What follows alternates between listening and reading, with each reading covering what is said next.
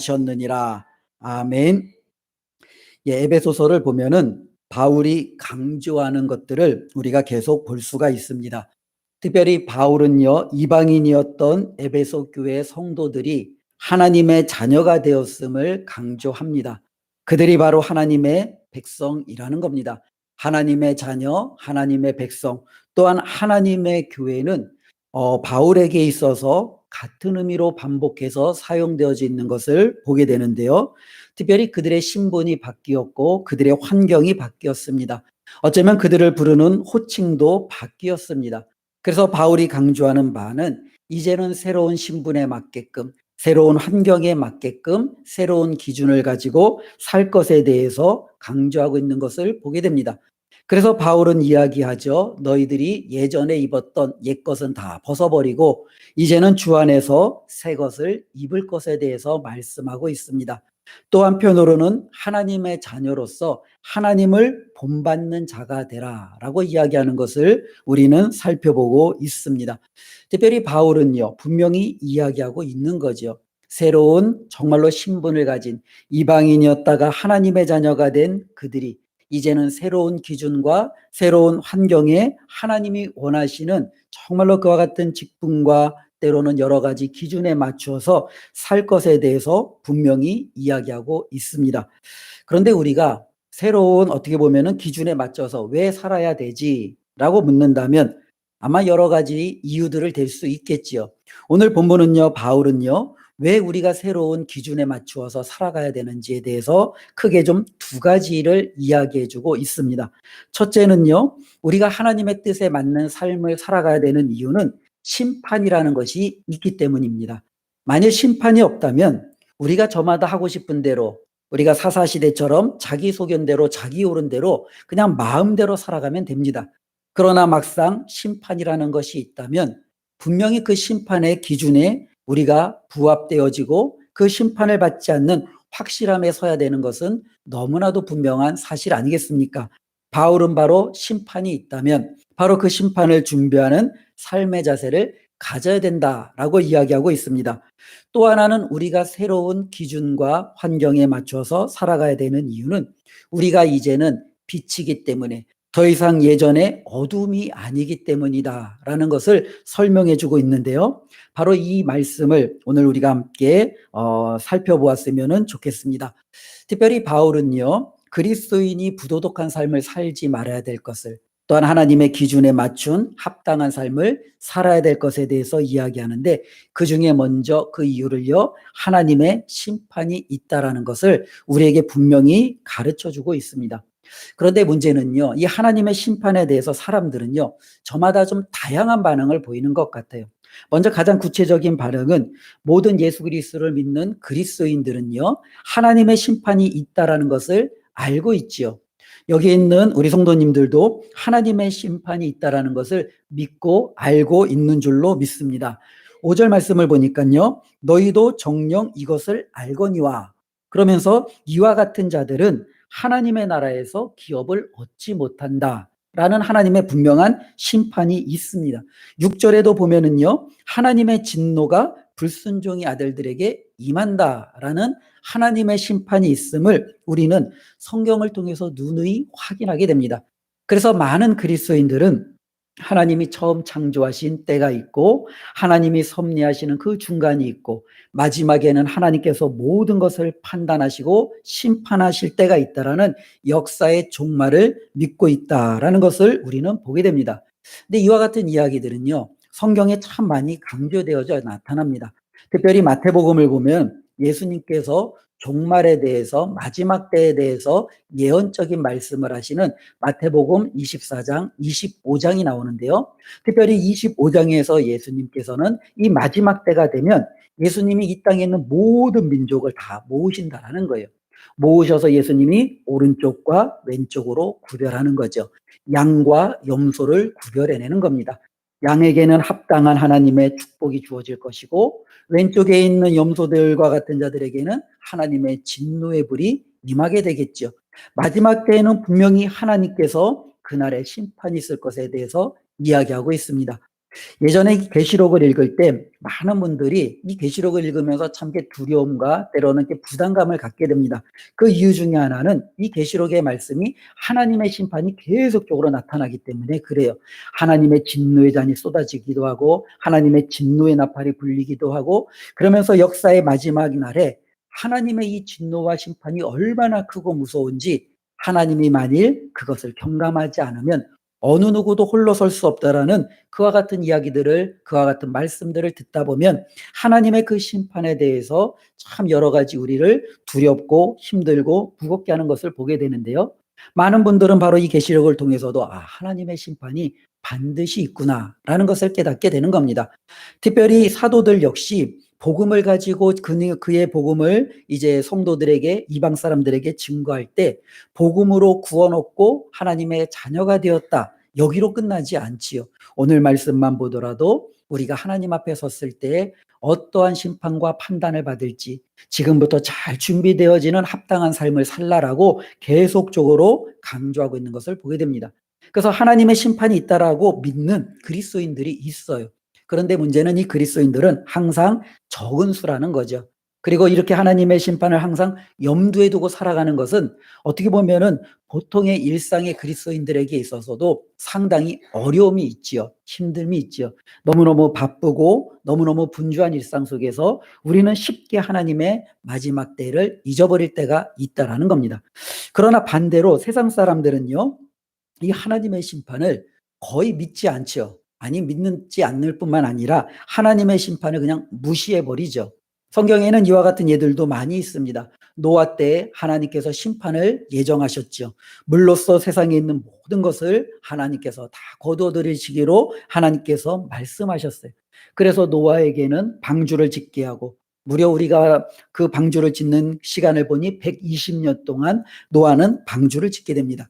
어쩌면 이 120년 동안은 사람들이 하나님의 심판을 정말로 바라보며 어쩌면 그들이 준비할 수 있는 시간이었습니다.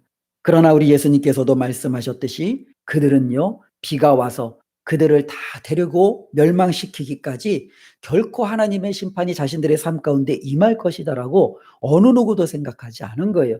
내일 당장 비가 온다 할지라도 오늘 그들은 시집가고 장가가고 밭갈러 가고 돈 벌러 가고 자신들이 원하는 것을 누리며 살아가는 그들의 삶을 바라볼 때 세상에 있는 사람들은요, 하나님의 심판을 생각지도 않고 있다라고 선언해도 오히려 무시하며 살아가는 많은 경우들을 보게 됩니다. 소돔과 고모라 때에도 마찬가지예요. 유황불이 나와서 그 모든 것을 멸하는 그 순간까지도 그들은요, 여러 가지 음란에 빠지고 여러 가지 하나님이 미워하시는 패역한 일들에 빠지며 자신의 그 모든 터전들이 정말로 불로서 심판을 받는 그 순간까지도 한순간도 하나님의 심판이 있을 것이다라는 그와 같은 생각을 가지고 있었던 사람들이 없다라는 거죠. 어쩌면 이와 같은 사람들이 있는가 반면에 때로는 약간 좀 아리송한 입장 가운데 있는 사람들도 있어요. 즉 하나님의 심판을 있다라고 믿기는 하는데 그것을 우리가 잘 준비하고 때로는 우리가 성실하고 하나님 앞에 정직하게 살아가기보다는 하나님의 심판이 있지만 아직은 그때가 아니야. 아직은 나 때는 아닐 거야. 그 심판이 나하고는 상관이 없을 거야. 라고 생각하며 어쩌면은 자신의 어떻게 보면 알고 있는 바하고는 조금 상충되게 살아가는 사람들이 있는 거죠. 이와 같은 예들을 우리 주님께서도 여러 방면으로 이야기해 주셨는데요. 어떤 주인이 이제 먼 타국으로 갈 때 자신의 종에게 자신의 모든 소유를 맡겼어요. 그러면서 내가 올 때까지 모든 나의 소유물들을 내 가정을 잘 다스려라 라고 하면서 그에게 맡겼어요. 그리고 주인은 이제 먼 타국으로 갔습니다. 그런데 이 종이 주인이 먼 타국으로 간 바로 그 순간부터 뭐 하기 시작합니까? 먹고 마시고 정말로 어떻게 보면 허랑방탕하게 생활하기 시작하는 거예요. 어차피 주인이 갔으니까 주인은 한동안 오시지 않을 거야. 내가 먹고 마시는 동안 주인은 아마 늦게 오실 거야. 그러니 내가 즐길 수 있는 것, 내가 하고 싶은 거 마음껏 다 해도 전혀 문제가 되지 않아. 그러면서 주인이 올 것은 알았지만 결코 준비하지도 않고 주인이 그에게 맡긴 것에 대해서 책임져 주지도 않는 그와 같은 삶을 살아가는 자들이 있다라는 거지요. 또 한편으로 우리 주님이 얘기하신 신랑을 맞이할 열 처녀 비유에 대해서도요, 5명은 기름을 넉넉히 준비하지만 5명은요 등불 켤 정도만 준비하고 있다가 막상 신랑이 온다라는 그 소식에 등불이 꺼져서 정말로 그 잔치에 참여하지 못한 미련한 5처녀에 대해서도 이야기하고 있습니다. 이 미련한 5처녀는 정말로 미련한 게 신랑이 온다라는 걸 알았잖아요. 그래서 등불도 준비했잖아요. 그들도 꾸벅꾸벅 졸면서 신랑이 오시기만을 계속 기다렸잖아요. 조금만 더 넉넉하게 기름도 준비했다면 그 신랑이 왔을 때 그 잔치에 함께 참여했을 텐데 정말로 이렇게 안타까운 일이 벌어지는 것을 보게 됩니다. 하나님께서 오실 것을 알고 역사를 심판하고 나를 심판하고 하나님이 모든 불의한 것을 하나님의 정말로 진노로 또 하나님의 뜻에 합당한 것은 하나님의 은혜 가운데 붙드실 것을 알고 있지만 여전히 그것이 나하고는 상관이 없다라고 생각하는 경우들이 있는 거죠. 그런데 오늘 바울은요 분명히 이야기하고 있다라는 겁니다. 하나님의 심판은 반드시 있고 그렇기 때문에 그리스도인으로 하나님의 자녀로서 우리는 합당한 삶을 살아서 그분이 저와 여러분들을 판단하시고 우리를 정말로 하나님의 기준에 세우실 때 저와 여러분들 모두가 통과되어지고 하나님 앞에 올림받아지는 그와 같은 삶이 되도록 우리에게 권면해 주고 있음을 보게 됩니다.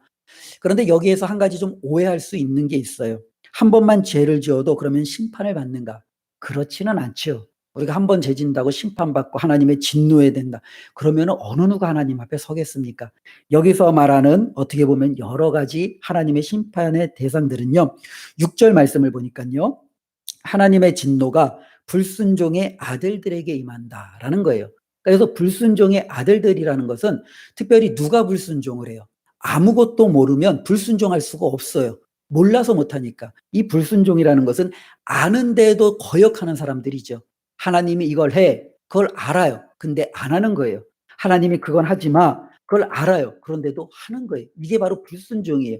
근데 이 불순종이라는 것은 한 번 했다고 해도 내가 정말로 잘못했구나. 아버지 죄송해요. 제가 잘못했어요. 다시는 제가 이와 같은 죄를 짓지 않을게요. 그러면서 스스로를 정말로 다그치고 그 죄로부터 벗어나려고 하면 하나님께서는 그를 긍휼히 여기시고 또 그는 그곳에서 벗어날 수 있는 은혜를 얻는 것 아니겠습니까? 근데 불순종이라는 것은 그냥 거기에 자신을 그냥 던져두는 거예요. 하나님이 싫어하는 걸 알지만 내가 좋으니까 하는 거예요. 내가 정말로 그거 하는 것은 너무너무 싫은데 정말로 하나님이 하라고 하니까 어떻게 보면 더욱더 반대되는 행동으로 나아가는 거예요. 이게 바로 불순종이죠. 알면서도 반대로 하는 것. 하나님의 뜻을 거절하며 살아가는 사람들에게 바로 하나님의 심판이 임한다라는 겁니다. 어쩌면 이것이 굉장히 좀 무서운 거예요. 특별히 교회 안에 있는 어쩌면 성도들에게 더욱더 무서운 것은 여기에 있는 거죠.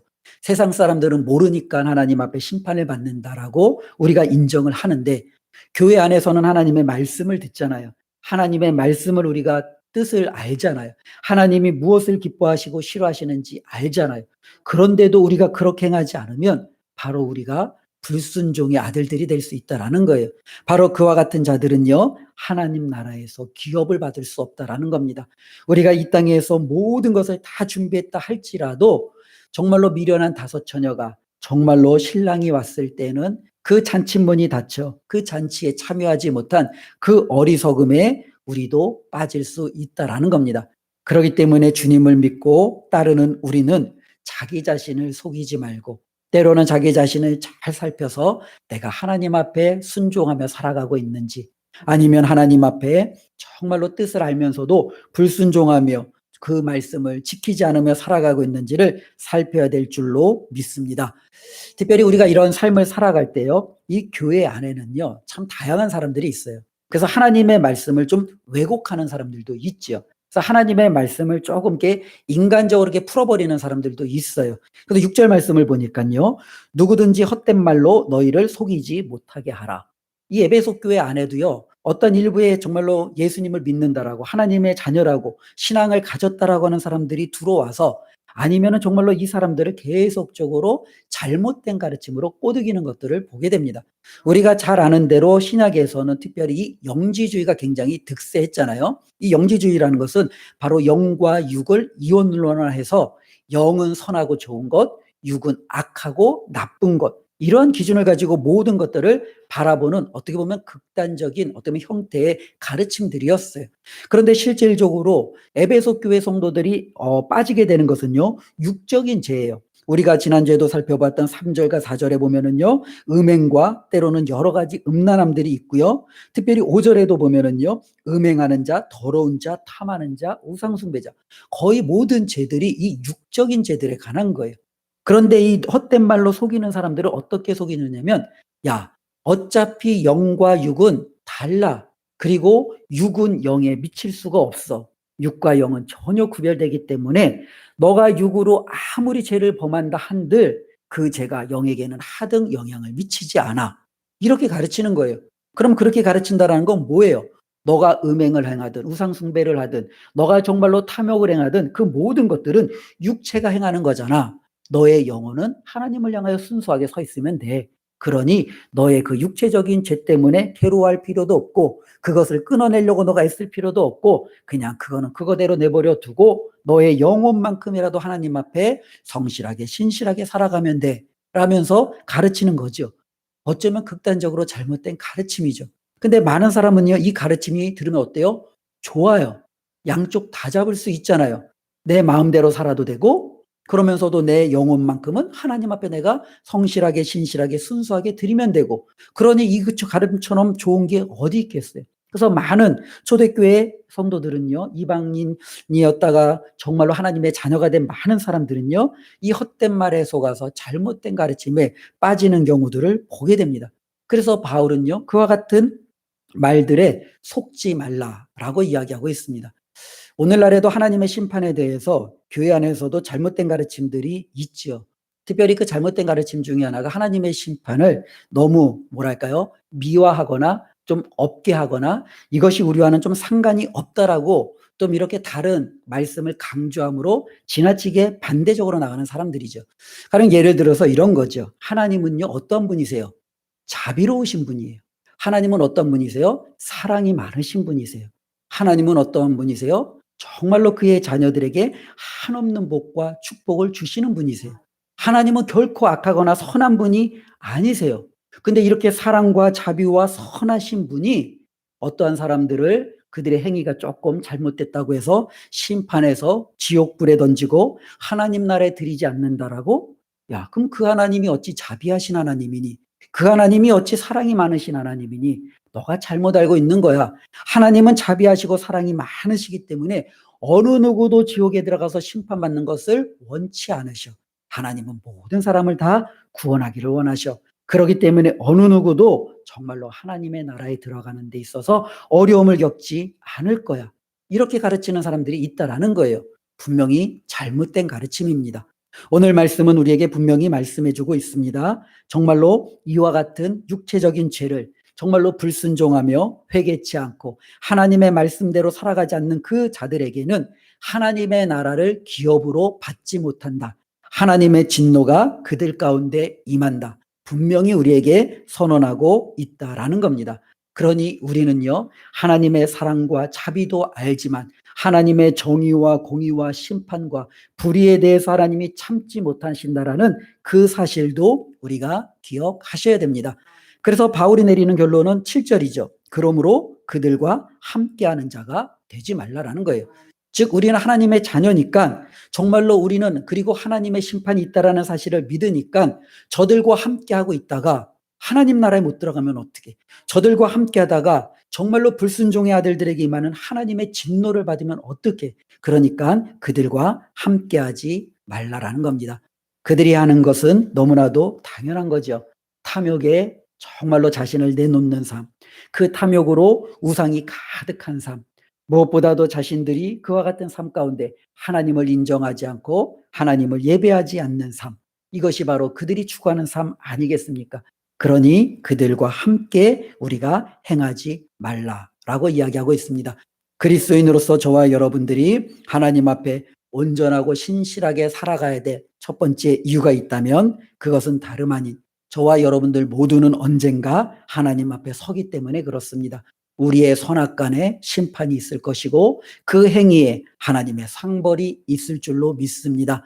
바라기는 모두가 하나님 앞에 순종하고 하나님의 뜻 가운데 살아가 하나님의 귀한 영접하심을 받는 우리 은강의 가족이 되시기를 주님의 이름으로 축원드립니다. 두 번째로는요, 우리가 또한 이 땅 가운데에서 하나님의 뜻대로 살아가야 될 이유는 8절부터 14절에 보면은요, 우리의 신분, 우리의 정체성에 대해서 이야기하는데요. 우리를 향하여 성경은 뭐라고 이야기하냐면 너희는 빛이다 라고 이야기하고 있습니다. 근데 이 성경에는 이 빛에 대한 많은 이야기들이 있잖아요. 가장 먼저 등장하는 것은 창세기 1장에 등장하잖아요. 하나님께서 천지를 창조하실 때 첫째 날에 빛이 있으라 하시니, 그렇죠, 빛이 있었고, 어쩌면 하나님의 창조물 가운데 첫째 날 창조된 가장 첫 번째는 빛이었다라고 우리는 알고 있습니다. 그런데 이 빛은요, 처음 창조된 이후로 모든 생명의 원천이 되는 거예요. 그래서 우리가 보면은 동물도 그렇고 식물도 그렇고 이 땅에 존재하는 모든 생명체들은요, 빛이 없으면 존재 자체가 안 되는 거잖아요. 빛이 있어서 그로 말미암아 그들은 생명을 얻게 되고 살아가게 되는 모든 것의 근원이 되는 것을 보게 됩니다. 또한 이 성경에서 이 빛은요, 모든 것을 다 드러내는데 이 빛의 비유를 많이 사용을 해요. 어둠이 있으면요, 잘 보이지가 않아요. 그렇죠? 그런데 스위치를 켜고 불을 딱 켜버리면은요, 모든 것이 보여요. 간혹 가다가 이렇게 집에 이렇게 딱 들어갈 때 보면은 이렇게 그 벌레들이라든지 바퀴 같은 것들은 이렇게 어두워도 잘 안 보이잖아요. 근데 스위치를 딱 켜는 순간 어떻게 해요? 숨어서 그냥 자기 마음대로 다니던 바퀴가 그냥 구석을 향하여 어둠을 향하여 툭툭툭 하고 들어가는 게 보이잖아요. 이게 빛이라는 것은 바로 이런 모든 것들을 어떻게 해요? 우리의 눈 시야에 다 드러나게 만든다라는 거예요. 그런데 이 빛을 바로 이 성경은 누구에게 적용하냐면 하나님께 적용을 해요. 하나님은 빛이시다. 우리 들어보셨죠? 바로 사도 요한은요, 하나님은 빛이시다라고 분명히 선언하고 있어요.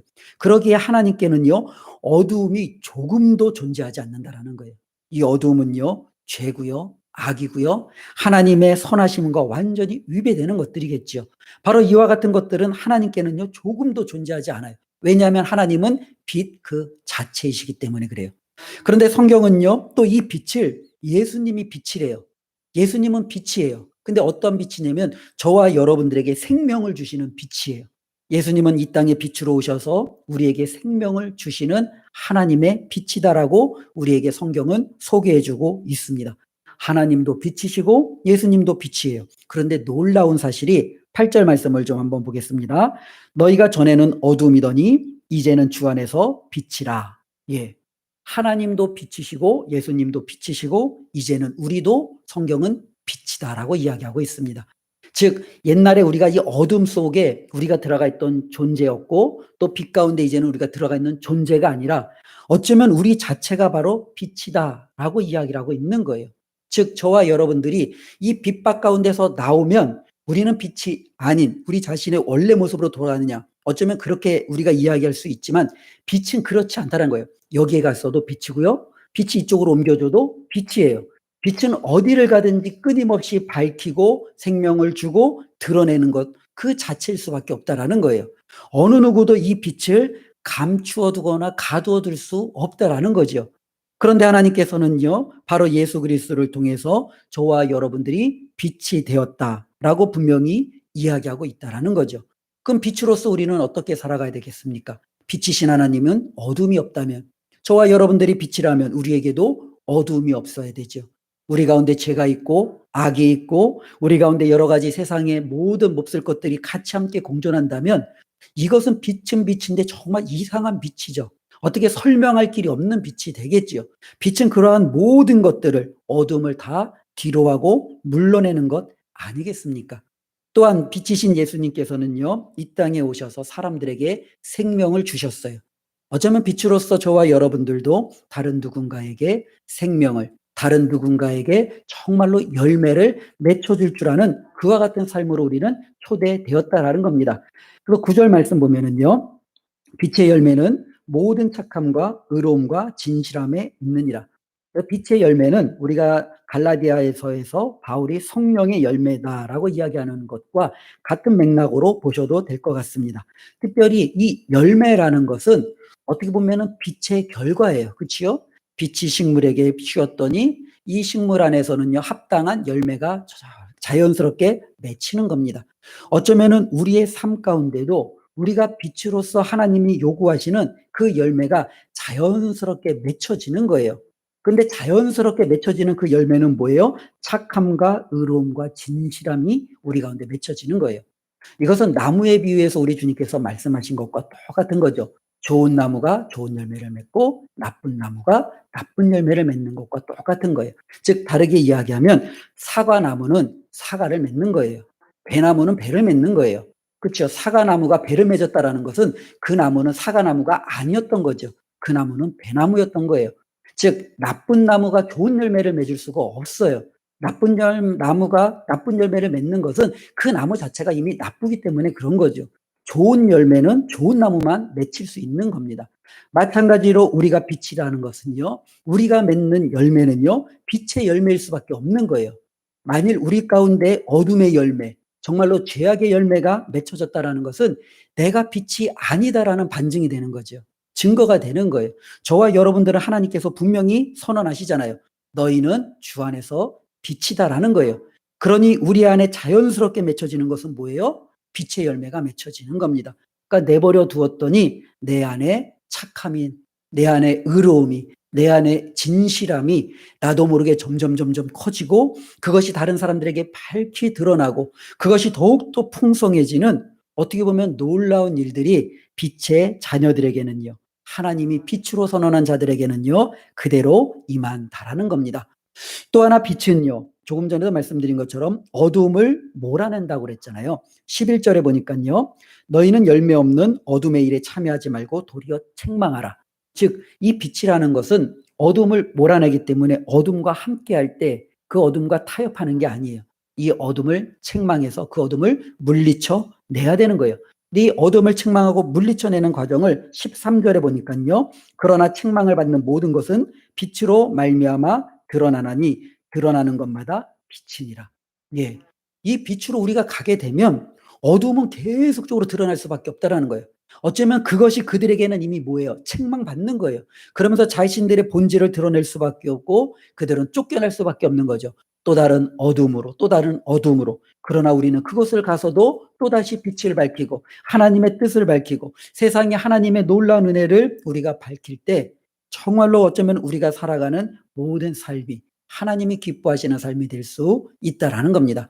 그래서 바울이 강조하는 두 번째는요, 분명한 거예요.